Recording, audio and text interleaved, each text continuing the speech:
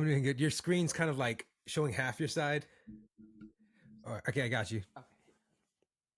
There you go. Awesome. All right. So how you doing today? Good. How are you? I'm doing very well. Okay, that's better with the sound. Yes. Sorry, my microphone was away from my face. No, like I'm happy to have you on because when someone asked me what are your top favorite podcasts, I was like, well, and I said obviously Bro Chat, obviously Real AF, and then I mentioned you, and I was like, you know what? I actually like listening to how you talk, and that's why I decided to bring you Oh, on. And the way you speak, and the guests you have on, and more the mental side of things. I really enjoy listening to your podcast. So every time I see it on like Spotify, I'm like, or another episode, I jump. I'm like, oh great, another good one. So I always look forward good. to it. Well, I'm glad. Yeah. So I wanted to bring you on because I remember I don't recall if this is true or not, but did you do the Ben Weeder Natural? I think a couple years ago. Yes, I did That was in you. 2021. That was my That last show. Yeah. Or that was my I'm last not. show before this past season.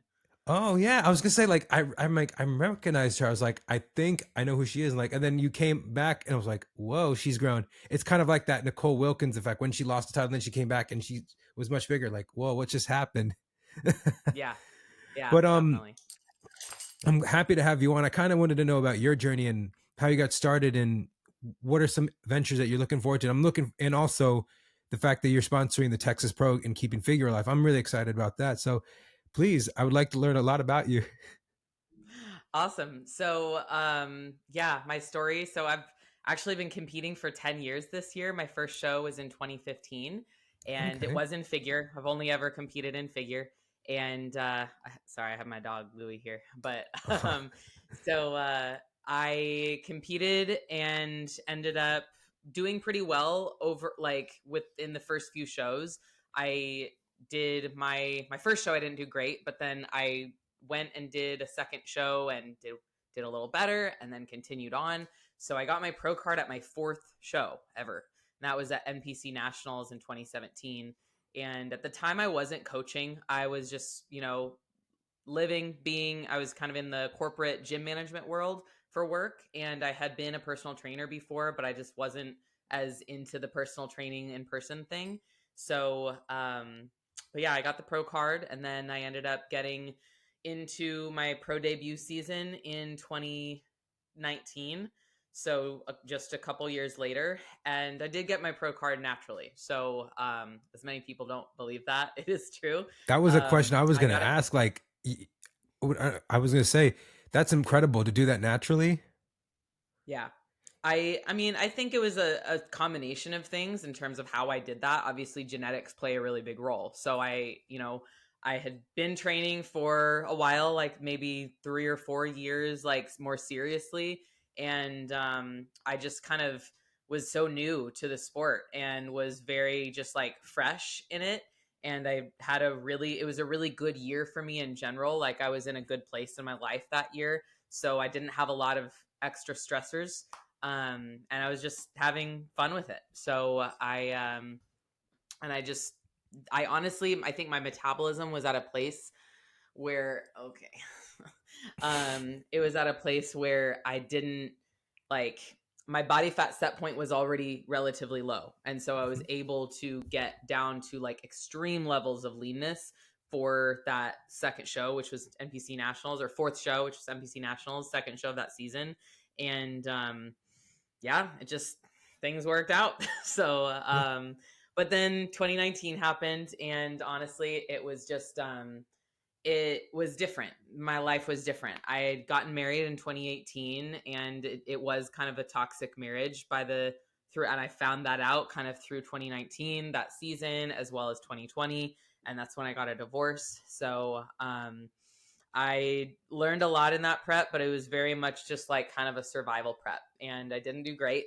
I got, third, fourth call outs, all three shows that I did. I did a Vegas show that was my pro debut. I think Battle in the Desert. And then I did the Arizona show and the Vancouver Pro. So I did those three shows.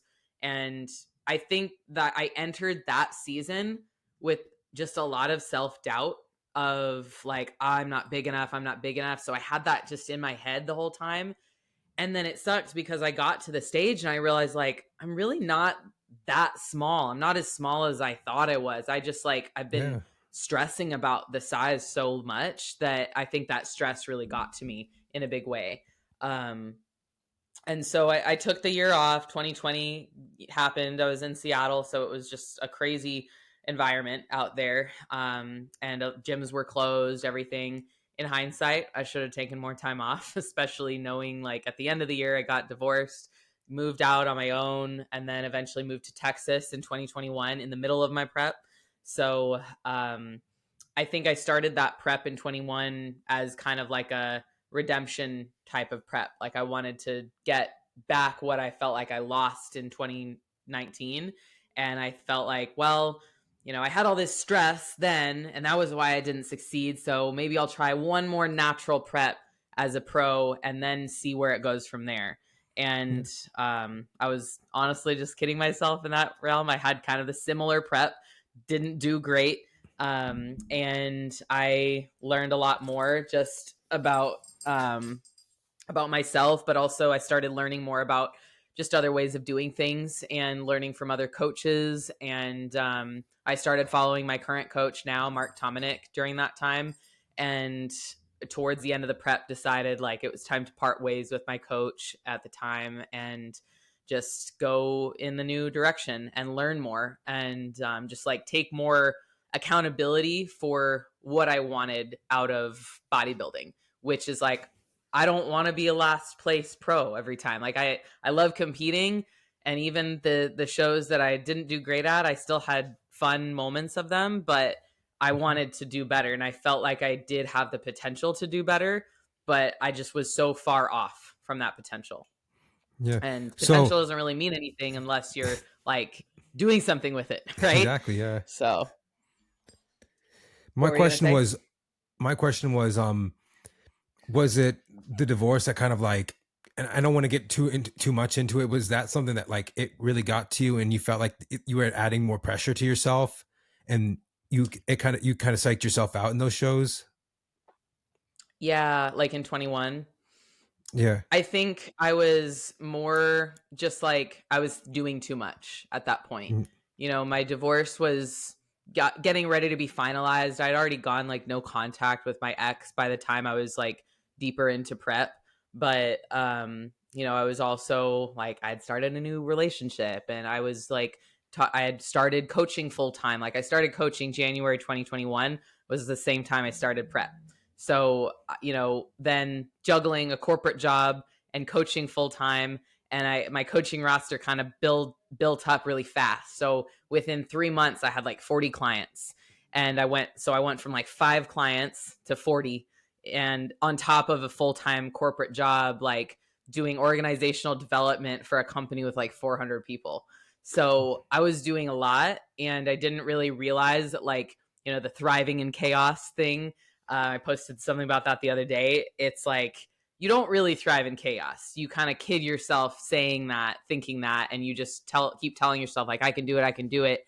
But if you're not in alignment in the things that you're doing, then it's not going to end well. And so that's kind of what happened. Is just like I was doing too much, and so many of those things I just wasn't in alignment with Mhm. like my values and just reality of like trying to get on the pro stage as a natural competitor and be competitive with the level of like size, but also just hardness, conditioning, everything. And also just like the recovery aspect. I was suffering from like a shoulder injury. So I wasn't able to pose right. I wasn't able to like train right. It just was like a lot. And then I also moved across country that year too to Texas. So just a lot of things. Yeah, it is a lot, but I gotta say, I gotta commend you. You did this all naturally. There's not many pros who win their pro card naturally, but you did that. Like, what's his name? Keon won his pro card naturally. Yeah. You did that. So you're very gifted. You have a gift, Rachel. I gotta tell you that. Thank But you. Yeah, how old are it you was when a you good turned pro? experience. How old were you when you How old turned was pro? I? Yeah. I'm 32 now, and that was 2017. So I could 24, imagine. 24, I was 25. 24. Yeah, yeah.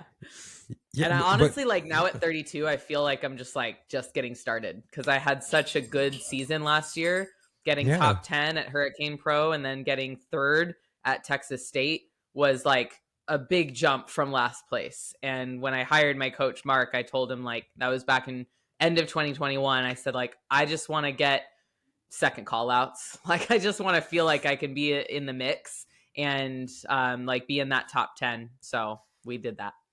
So going to your original before in 2015, who was your inspiration and what got you into this sport? Was it family? Was it you were always athletic? Was there someone that you idolized that you looked up to?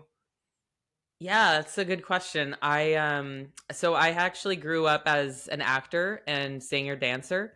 So I grew up doing just everything performance based, like theatrical stuff. And I acted professionally as well. And while I was acting in a show actually down in Austin, my aunt and uncle own a theater down there, and I was a cast member there.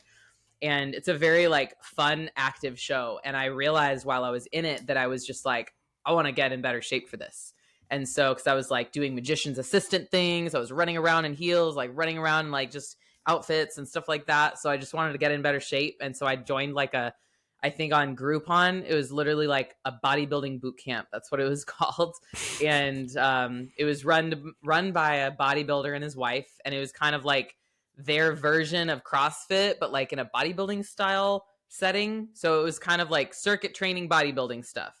And I just really got into it. And I loved training with weights. Like, I finally felt like I knew more what I was doing, because before that I'd only ever like known how to use some machines at the gym and like ab workouts from magazines. And so and I at the time I really still didn't know that competing was a thing for women, and that was back in 2012.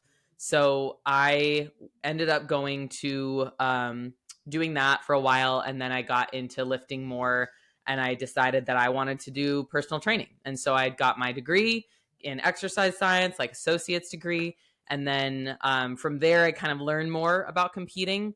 And there was a guy that I was dating in 2015 who was like a coach, not really a coach. And he was like, well, I'll prep you for a show. I was like, okay, sure. and I think it was honestly like during some point in that time in 2014, 2015, I was like lifting regularly. I was enjoying training and getting muscular.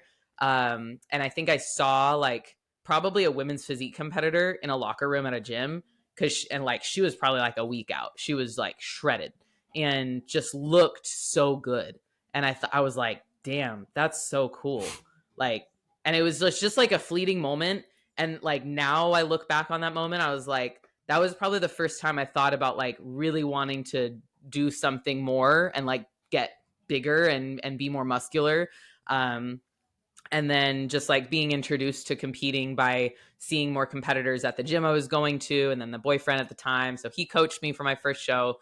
Didn't do great, but I fell in love with it because it was kind of like this blend of my love for performance on stage that I had grown up doing my whole life, and fitness, which I had just found the love of in the last couple of years. So that's kind of what spurred it. And then from there, I just like kind of, I looked up to Nicole Wilkins and people like that, Aaron Stern at the time. But I really have just always looked up to like the possibility of what I could become and what I could create. Okay. I was going to say, like, it was almost, I said earlier about Nicole Wilkins. I was going to say, like, I think Nicole Wilkins inspired so many women into figure, and I think she's Yeah, one of the most iconic figure competitors. she is. So you won your pro card. My next question was, you already went over your career in coaching. So I see lately now that a lot of coaches are kind of at the front runner of an athlete's success. Do you think that's due to social media or kind of like the pressure and expectations? Like the first thing to happen is it's a coach's fault before it's an athlete's and how they perform. What is your take on that? Um, I think it's both. It's like you never think the important thing for anything that we see on social media is that you don't see everything. And Yeah. so like you may see someone post something about their coach and the protocol their coach gave them, or vice versa, maybe a coach post something about a client and, you know, the success they're gaining with the client or whatever whatever anyone posts. And like, everyone is always posting something for a reason, right? Mm-hmm. I post a client, like today I post my client Shay because I'm really proud of her and I love seeing the progression of her prep, right? And I made some points that I think obviously are like cool about her and like shouting her out, but it's also marketing at the end of the day. Like Yeah. my business is on social media. And so the only way I get clients is through referrals from my current clients and, you know, past clients coming back, and then marketing, which is coming from social media. And like, you know, me at the gym too, you know, I have a few clients that have picked up just in everyday life, but for the most part it's all social media. So everything there is marketing, and you like, we always have to remember that. And then there's also a lot of emotionally unintelligent people out there who want to post things because they're petty or because they just want to get a reaction. It's clickbait, it's whatever. And Yeah. so, yeah, I think that that's really it. It's like, always think about like, if something makes you have a certain response about something, whatever it is, with a client or an athlete or a coach or whatever, just like sorry.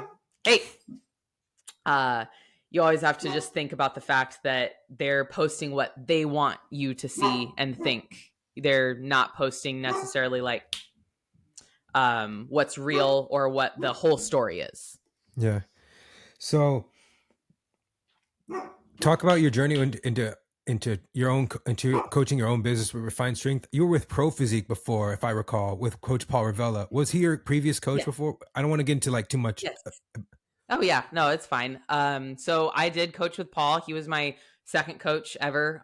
He did coach me to my pro card naturally, and you know, we had a great run there. And then he did coach me for my two pro seasons, the 2019 and 2021. And in 2021 was when I joined Pro Physique as a coach. And you know, at the time it was really exciting because Paul was very much like at a peak point, and he helped me a lot with building my roster. You know, him as not just him, but like Pro Physique as a brand, because at that point it was really like, you know, he had a lot of lead flow, and that's how a lot of us coaches who started around that time got our start. And so like, I'll always be grateful for that and for the start that I got and what I learned through just like trial by fire, pretty much, like getting that many clients coming in and having to like help them all and figure it all out. It was a lot, but I'm really grateful for it. And it helped me just like build up my roster in a faster way than if I were to just have gone off on my own and tried to just like be coaching on my own from the very beginning. Before I joined him and Pro Physique, I had been just kind of coaching on the side, not really marketing it at all, but being just kind of doing lifestyle coaching. I had a couple people that I had helped to get to stage, but that was it. And I never wanted to be the person that was a competitor and like got my pro card and then became a coach right away. I was just like quietly trying to learn and gain experience and education. So when I joined Pro Physique, I was able to quit my job within like 3 or 4 months of starting, and that was great. And then over the course of that year, just built it up more and found my voice more as a coach, I think my second year in 2022. And it wasn't until 2023 where, you know, the beginning of that year, I found out some things that like I basically wasn't going to be able to grow much in that company. And it was like, you know, partially financial, partially, you know, other factors. But I ended up making the decision like, all right, I need to see if I can do this on my own. And I'm just going to I'm going to focus on just my own marketing and just my own referrals and things like that. So I cut off the lead flow from Pro Physique and I just focused on being me and showing and like doing more to try to get my own lead flow and people who just wanted to work with me, because how leads worked at the company where someone wants to work with Paul or wants to work with whoever, if that person is full, then they get put to the next best coach on the team. Something like that. And so I just wanted to be my own lead gen. And so that's what I did most of 2023. And like within several months, I realized like this is actually like I can do this. And so it became clearer and clearer that I needed to step off on my own. And so I think it was in, I looked the other day, it was in like May or June that year where I like decided on the name Refined Strength out of a comment that a client had made on a post, and just about how I help people refine their strengths and their uniqueness about them. And so I started it in October, or announced it, and left Pro Physique. And it's been awesome, honestly. Like all of my clients came with me, and I had just on it the best engagement and just like reception of starting Refined Strength that I could have possibly imagined after that. I had people like I used to work with come to me and say like, I've been waiting to come back and you just started your own business. That's awesome. I want to come back, and like things like that. So it's been really great. And then just since then it's blown up in a huge way that I never expected. I brought on 2 coaches last year, Jessica Best and Daraja Weidemoyer. So that's been a big move for me. And it's been cool to just like kind of, obviously I had the first year or so building it on my own and really coming into my own as a coach and business owner. And then now I'm able to like do that, but with 2 really strong women, female coaches that are just like badass athletes and wonderful coaches. So it's been a really cool journey. Yeah, it's awesome. And I remember Daraja when she turned pro at North Americans in 2019, and Yeah. the awesome rookie year that she had. And I think she's great for you guys and for your whole team. Um, Yeah. I remember, and I don't want to talk too bad about Paul, but I remember him saying that one of his greatest accomplishments was Daraja being his first Olympian and first Arnold Classic invite. And when I saw Daraja win her pro debut and defeat Ashley, I was like, okay, this girl's gonna be something great one day. And I'm happy Yeah. that she's with you guys, and she's finding a path. She's now is a mother of a newborn child, and now starting a Mm-hmm. whole new life. And whether she comes back to stage or not, she's always going to be that awesome. She is the most sweetest girl ever, and her fan base and anyone she works with, she performs at a high level.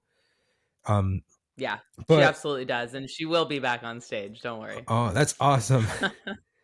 I remember like when she get 4th at the Olympia, I was like, oh my goodness, because she was Yeah. going from 14, 6 to 4th. I was like, oh my, she's gonna get this. And she's right there. But I felt like there's pressure on herself, especially with the high expectations and how much she's accomplished. I felt like maybe she needed to take a step back and versus keep pushing, and run yourself to the ground. Yeah, I think Um, that's true for a lot of people. Like when you've been competing just year after year, there's like something's got to give. And so like that was a big thing for her, I know, just like after 2023 Olympia, she really realized like I need a break, and wanted to start a family, wanted to just kind of like chill and reassess and stuff like that. So yeah, I'm really excited for her though, cuz she's getting her mojo back, she's training again, she's enjoying the gym again, and so I'm excited to see her return to stage whenever that's going to be. so But for yeah. myself too, like the taking extra time off than like more time off than I ever had before. I took off in like 22, 23, half of 24. It's worth it 100%. So my question was, and it was going back to the Ben Weeder. That was the last time you were natural. Mm-hmm. Mm-hmm. So this was a question that someone asked me, and you can be open as much as you want if you want, but when did you decide to like go into the enhanced route, and at what age? When you decided I'm not getting very far, it's time for me to go to take that step, but to do it Yeah. right and to do it properly. Yeah, that's a great question. And like I'm always very open about this subject. I don't like I mean I like get on Instagram or YouTube and talk about my cycle, but that's not necessary I think for like giving out good information about this subject. So for me, I started the 2021 season knowing that it would be most likely my last season as a natural athlete, and I did that like cuz I was being real with myself. Yeah. I knew that I wanted to do the Ben Weeder that year because it at the time was the only natural pro show. And so I just thought that was a cool thing. And I was like, well, I want to do it and just kind of see how I can do at it, because maybe I'll pull it together and like I could win the show. Who knows? Like I was hopeful for that show being something that I could feel like was an accomplishment for me as a natural athlete as a figure pro. But I still knew that like at the end of that season that I would need to like make the decision, which was to me, it was either go the enhanced route and go all in for figure, or switch to bikini and try bikini naturally, or decide that competing just isn't in the cards for me because I didn't want to continue. I kind of made that decision more or less like after the Orlando Pro that year, which was in July. That was the first show of the season, and I got off. I got off stage. I was sitting in the audience with Paul watching the figure pros of the top 10 get to walk, and I wasn't there obviously. And I remember him saying like, just, wow, these girls are big, like they are dry. And I was like, yeah, I know. and, and it was like kind of a moment of realizing like this is definitely our last season together too. And it's like we had that mutual conversation and agreement that he is not a figure coach, and Yeah. that's okay. That's like he at the time, he's good at bikini, and he's gone all in on that, and that's what I have to like be aware of. And I told him at that time, like I think I need to go the enhanced route after this season. And he was like, yeah, I think you're right. I just never wanted to like pressure you to do that, which I totally respect him for. Um, but that was when I decided. But at the time I was like, but I still want to do the Ben Weeder. And I shouldn't have done that. I should have just stopped the season. If I knew I was going to go that other route, I should have just stopped and like save the time, save the money, the effort of doing the next two shows. Because the next two shows, I still got my ass handed to me. So, but in terms of what I decided to do and like how I made the decision and transitioned to the next coach, which was Mark, I interviewed a few coaches that I had been just kind of quietly watching and like listening to podcasts of that I respected for their education on PEDs and just on the like various aspects of coaching. And I was watching coaches who were like coaching more muscular divisions and had more of a balance between their athletes. Like I didn't want to go to someone who like only coached one division. I wanted to go to someone who had a variety of clientele, both female and male, and that did well with more muscular divisions in female sports. So I honestly went into those interviews thinking that I would like Mark the least, but I liked him the most, and it was some just like a really good fit. I felt like he kind of scared me a little bit in just like his expectations of like standards and like how much he expected out of his athletes in terms of effort and like intention and quality of work and stuff like that. And I knew that I needed that because I had been a very hands-off client beforehand. With Paul, we had very little back and forth in terms of like what he would have me do or how he had me like track any data. Like I didn't track hardly any data with Paul, but I have like a whole spreadsheet with Mark.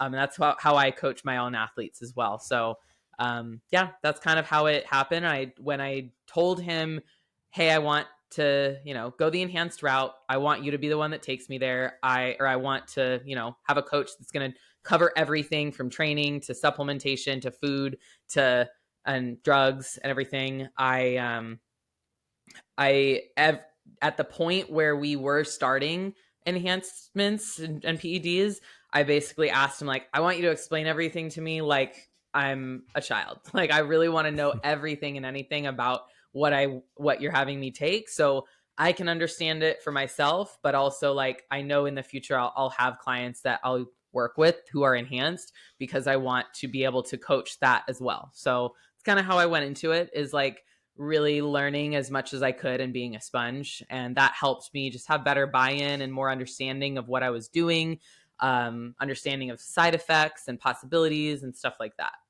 Yeah. When I started, and I had Laura Morche on here, she's a bikini pro. I mean, I work Mm-hmm. with bikini, I work with all types of the athletes, especially figure and wellness and now fit model. But I told her, like, when I started in this industry, me being an amateur classic physique competitor, I wasn't like John Jewett, Corey Hagman, Yeah. Derek, more plates, more dates. Like, I had a base of understanding. And I looked at and I looked at pros and cons, side effects, and what's a good amount of dose and what's overdoing it. So Mhm. for you said that when you interviewed these coaches, would you want to a coach that was specialized in for females or versatile with like any division? I definitely only talked to coaches who definitely already worked with females, but Yeah. most of the coaches I talked to worked with males as well. So, yeah. And they Because my worked with, bikini, figure, wellness, like anyone.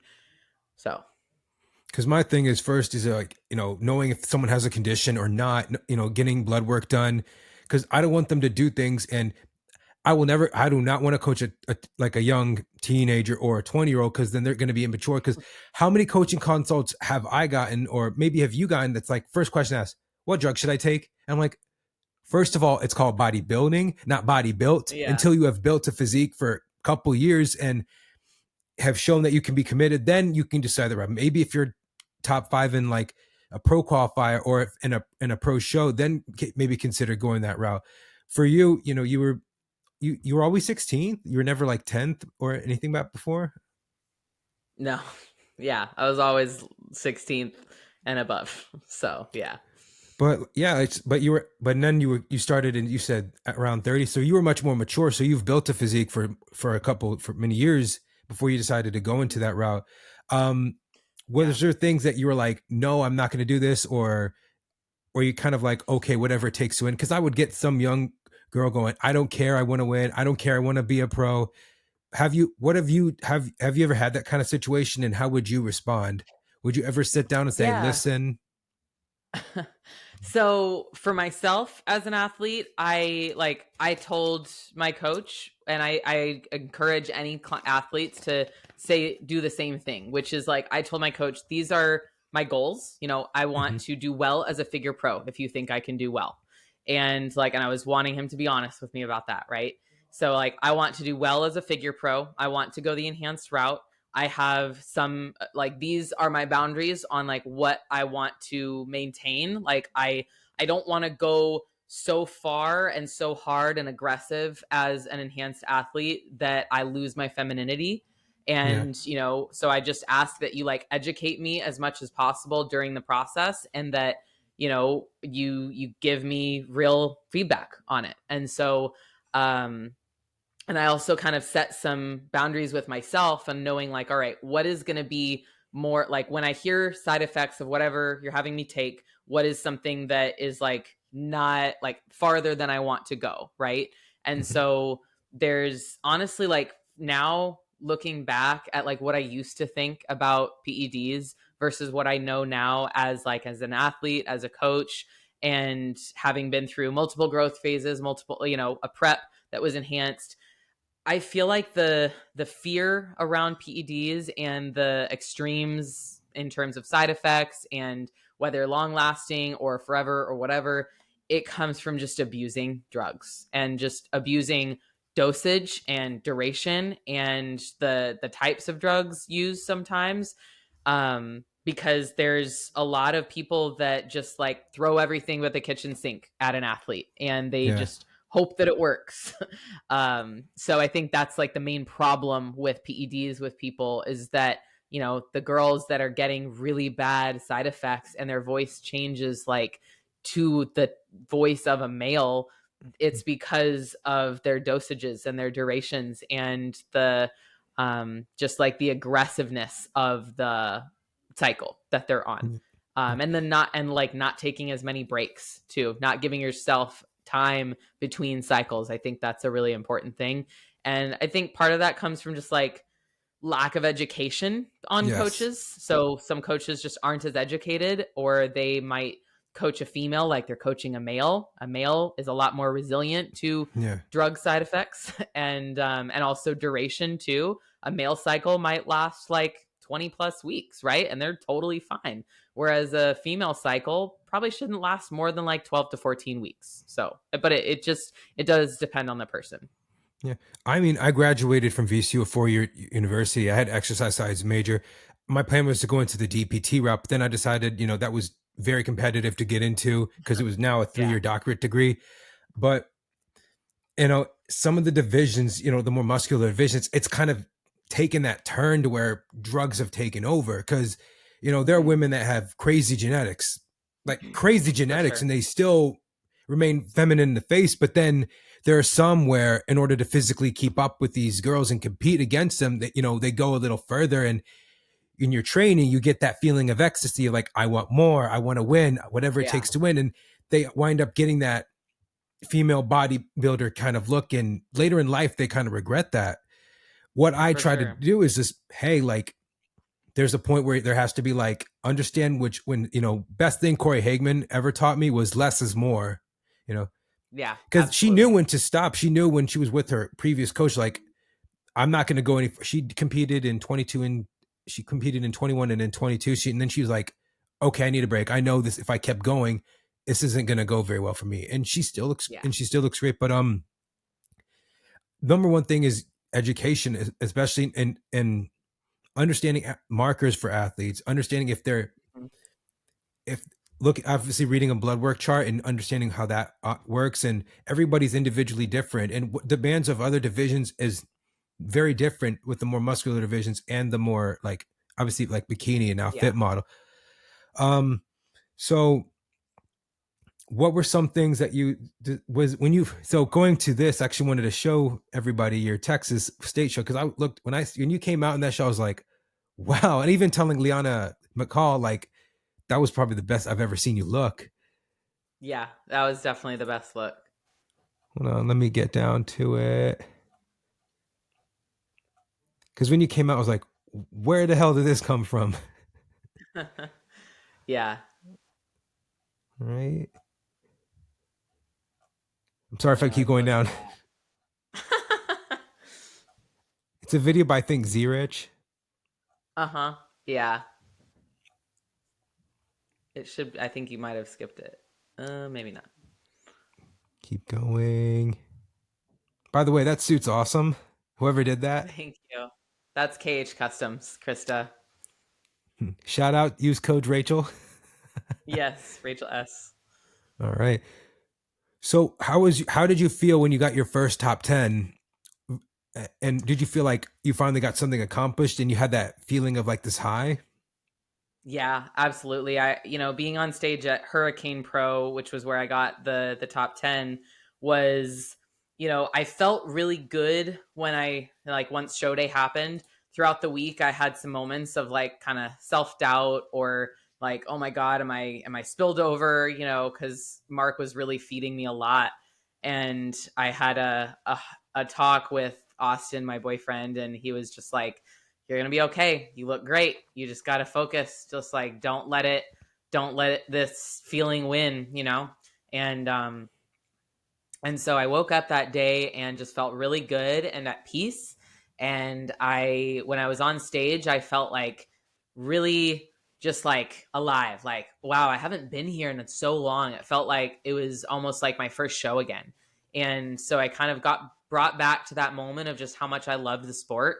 And I had fun. And then when I was on stage and they were doing the call outs, I had this moment of feeling like I was back in, like, my past pro season, of just like, all right, I'm going to wait until I'm getting called last. Like, I just had that thought. And then they called me into the second call out and I was like, oh shit, like, this is for real. This is a big deal. So, that was a surreal moment. And, like, as soon as that happened, I was just like, well, I gotta do this now. Like, I have to show up and show out. And so that was a special moment. And then, like, I already knew I was going to do Texas State after that, because I had done Texas State in 2021 and looked terrible. So I was like, I got to do this show. It's in my state and it's a drive. Like, I can have my friends there. I can have my dogs, and, just really bring it home this season. And so I did. And I did not expect to get third, but I did know that, like I told Mark, like, I want to do as much as we can to get leaner for this next show. And so we just got a bit leaner. And because we were so much leaner, we got to fill out a lot more throughout the week, and then just kind of coast into show day. So it worked out really well. You have one of the best smiles. I will tell you that. Like Thank your you. every, I will tell you this. Like seeing that video, like your eyes are drawn at your smile. You have a great smile. That everything, the red, everything stood out. I'm just like, I like the best you ever looked, and also you were like positive about it. You always talk about your self doubting, and I kind of wanted to ask you about that. Where does Yeah. that like? Where does that kind of like stem from? Is it feeling like there's pressure on you, or you don't think that you're going to look your best with other girls? What is it? What makes you kind of go, I don't think I'm going to do well. I don't think I'm going to do well. And then now you have done well. Now you start believing that you can actually win.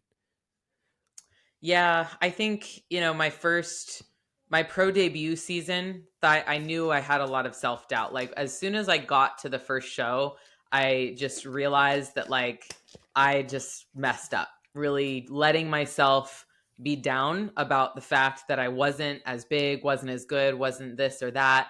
And I just I let those thoughts kind of stew in myself like all of that prep. And so I really got a harsh look at the effects of self-doubt. Mhm. So after that point, I really just tried to focusing on what I can control, like doing me, not worrying about anybody else, and making this about me versus me. And because comparison is just truly the thief of joy, and it doesn't really matter what other people look like. It matters what I look like. Not everyone has my structure. Not everyone has my stage presence. Not everyone has my past or my present or whatever. And so I just have to focus on me. And so I went into this prep, this 2024 prep, the very beginning, I had one conversation both with Mark and then the same one pretty much with Austin. And I asked, do you think that I should really start this prep? Like, am I ready to do this and really do better? And both of them said kind of a similar thing. It's yeah, it's your time, because it's you can keep waiting and keep pushing and keep growing, and yeah, that might work out, but this is as good a time as any, and you just need to believe in yourself and remember that you're you're not going to be the biggest on stage, but you'll never be the biggest on stage. Do you really want to be the biggest on stage? You have to be you, so you can't focus on just one part of it that you might not measure up to. You have to focus on just being the best version of you. Yeah. And so after those conversations with both of them, I was like, all right, cool. Got that out of the way. And I didn't really look back from that moment. I just kept focusing on believing in myself and believing that I could do better and better and better. And especially after getting that top 10 and realizing, okay, I'm out of the last call outs place. So now I can really get going. And then the third place win was just oh shit, this is real. I can be third place next to two Olympians, one of which is Miss Masters Olympia, second at the Open Olympia. So I'm doing something right. Yeah, and I will tell you this, and I've always said this, like your stage presence, when you're confident in yourself, I think judges can start to say like they're confident enough to reward you. You show that stage presence with that smile, with the pin in your hair, and it was like everything about you just it radiates. Keep Thank that, you. keep going up, and like you were happy to be there. It really showed, and I will say this Yeah, was your have fun with breakout it. year. I think Yeah, people don't have enough fun with bodybuilding. They get really serious about it and really just hardcore about it. And that's great. It's serious, but it's really not. It's just a sport, and it gets, it's a silly sport if you really think about it, yeah, everything we do for bodybuilding. And it's a hobby at the end of the day. It greatly impacts my business in a great way, and I love it. It's much more than a hobby for me, but that is what it is at the base level. And so we have to remember that. And I think simplifying that a little bit helps me be just kind of have it be just part of my life, not something that my life revolves around, but it's just part of it and it's just part of me. And so that helps me not overthink anything and not put too much effort or not effort, but not put too much control into that and let it control my life. yeah. So, um, what are your plans for the future, and do you hope to qualify in what year? Yes, definitely hope to qualify, plan to qualify. I'm taking this year off. Yeah. I, feel like I got very close last year. And while I could have, done this season again, basically, it wouldn't have been enough time for me to really put on the size and the density that I needed to win that show. So my goal is to grow all of this year, 2025, and then we'll see after, like, right now I just started a growth phase, a cycle, and so my plan is just after that kind of reassess, but I would love to be able to be ready to maybe start prep very end of this year and compete in early shows next year so I can get a head start and potentially qualify for 2026 Olympia. All right. Here's another question I got asked. Where do you see your coaching business refined strength growth in about 3 to 5 years from now? This person said three to Man, five, not 5 to 10. So I think that's 3 to 5 realistic. years. Yeah. Yeah, that's not too far off. There's a lot of big things for Fine Strength this year. One of which is the recent, sponsorship of Texas Pro, and that's gonna be great because we're gonna have a booth. I'm gonna be able to commentate for Pro Figure, so I'm really excited about that. Awesome. And it doesn't.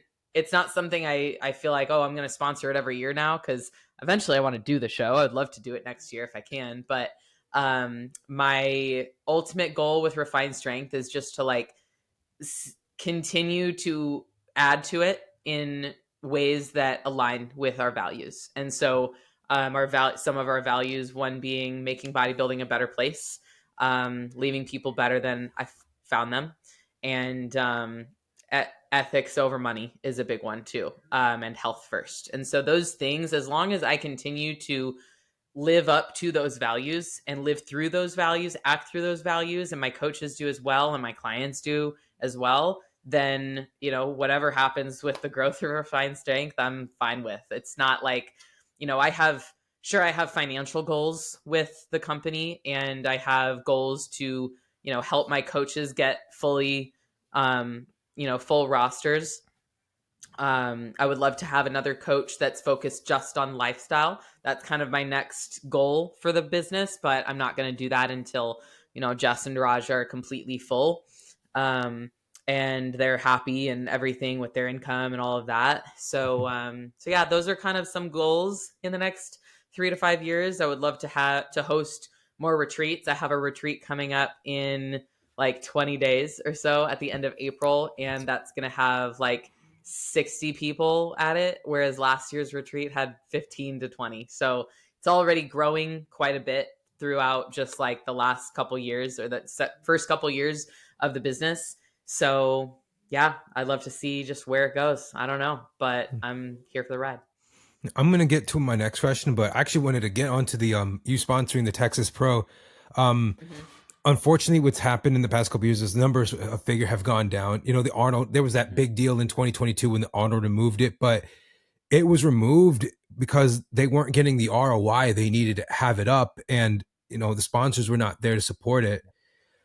With figure now having a no champion, is there just right now? Do you think there's just do you follow figure as much? Like, do you not see that that person that like that really popular person that can carry it forward? Like, who do you see as the face of the division and like the person that could be that champion, just as Sydney once was?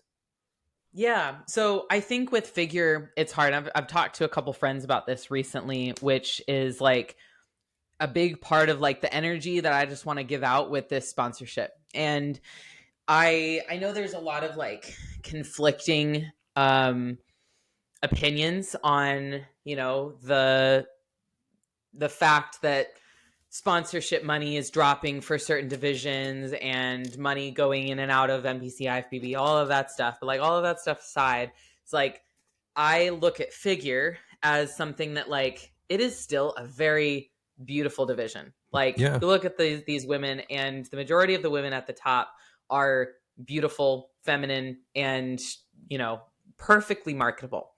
And the reason I think that there are less sponsors for the figure division is because there's less figure competitors who are loud.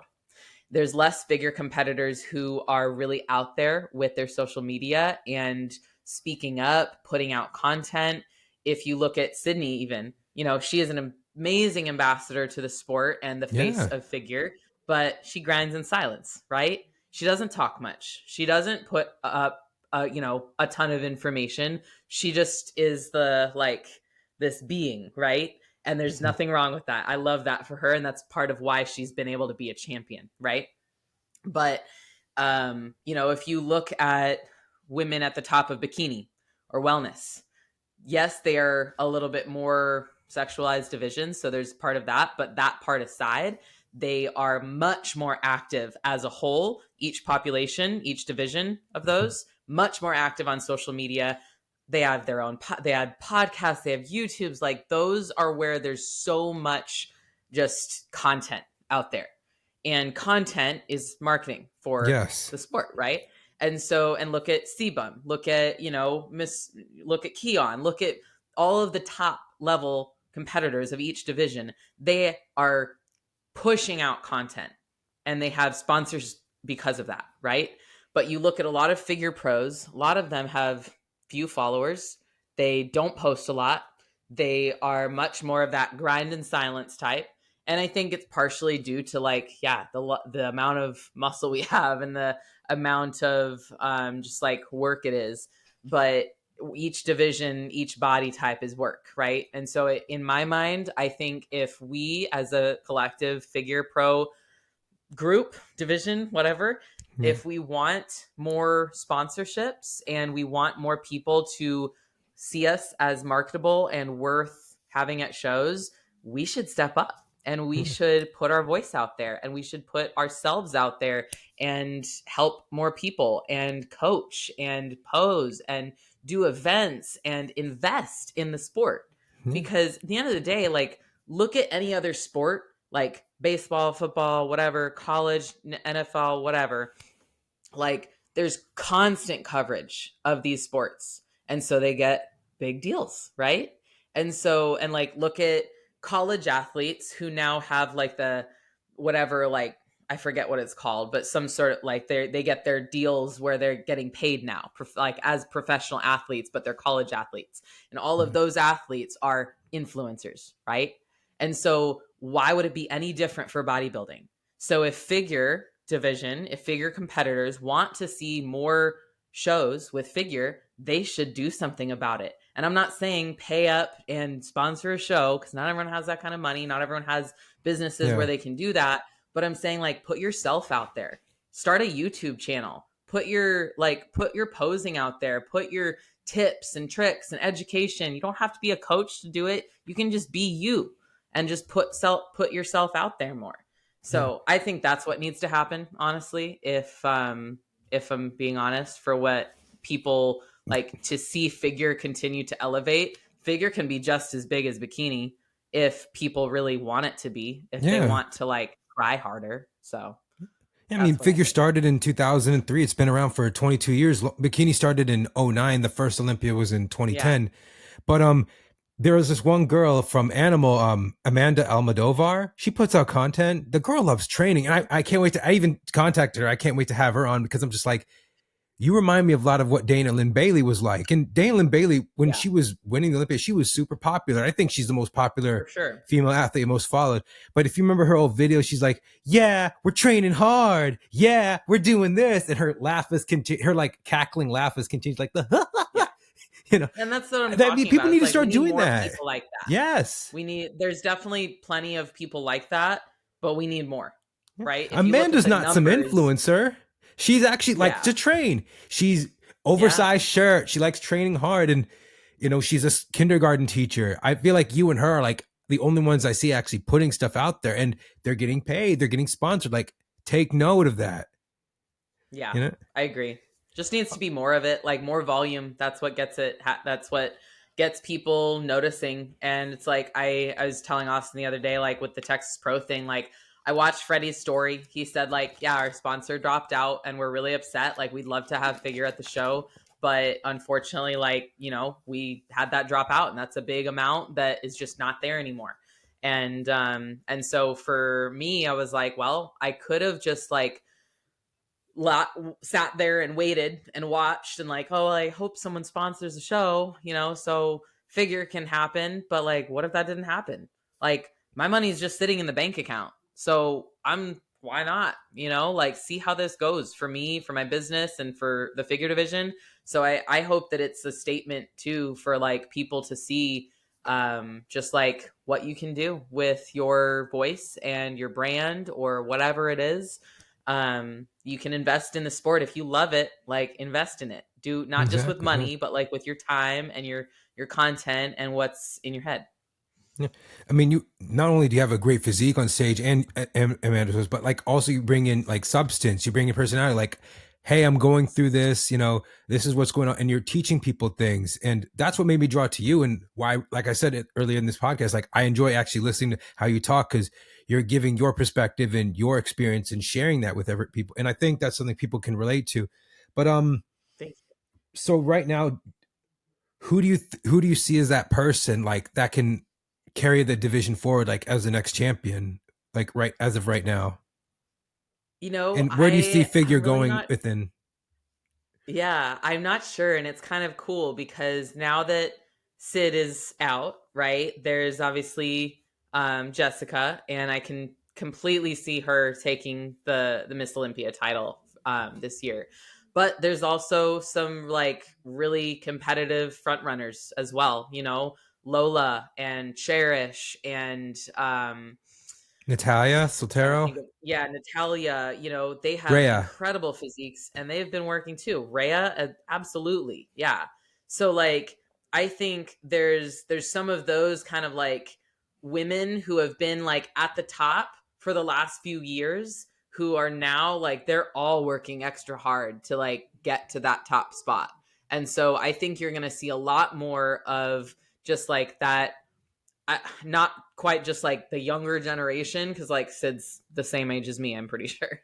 But just 32. like yeah. So like I think there's definitely going to be more of the people who have been in like top twos and like won some pro shows in the last couple years, like the people we just mentioned, vying for that spot. I can see, I can absolutely see Rhea winning an Olympia. I can see Natalia winning it as well.